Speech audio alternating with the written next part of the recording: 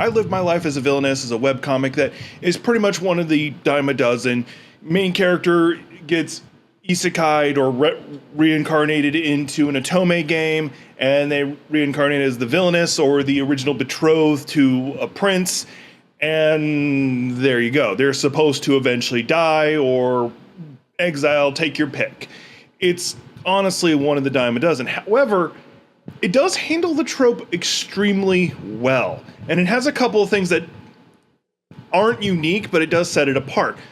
For one, it doesn't have that moment of where the second prince, who's the original love interest, tries to redeem himself or even regrets being the jerk that he is to the main character. It also doesn't try to make the original main character for the game be a good character. Like, you see it quite often where the saint or whatever is actually this very sweet, innocent girl, and the Villainess in the original story was just that evil, but the person who's been isekai'd is not going to fall for that, you know, that kind of thing.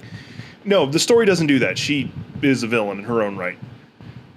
Spoilers on that one, obviously. And then the other one is the first prince, who was just mostly a very oft-mentioned side character in the game, who is referred to as having died because of his own sickness, is also an isekai'd returner, whatever you want to call them, character.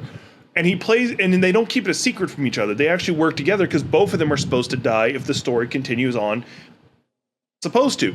So overall, although the story is not unique, it is not groundbreaking in any of its writing or anything like that, it is legitimately a good story. I did enjoy the whole process, and I decided to go ahead and do this as one of my returns to doing these pseudo book reports, because I wanted to, and I just got done reading it. And it's finished. They just finished their last book, unless they're going to do an epilogue, which I don't know. Anyway, and it's also free. If you go down to the comment section, or so you go down to the description, you'll find a link to it. I hope you enjoy it as much as I did, if not more so. If you want a numerical rating, I'd give it a 4 out of 5. Nothing groundbreaking to make it a 5. It doesn't, like, stand out amongst all the others in some monumental way, but it was an enjoyable journey, and it being free does help. I do give kudos to the writer for at least finishing the story, if nothing else, because I've read so many stories where they're like, and we never come back to it. But I did enjoy the journey, and I hope you do as well.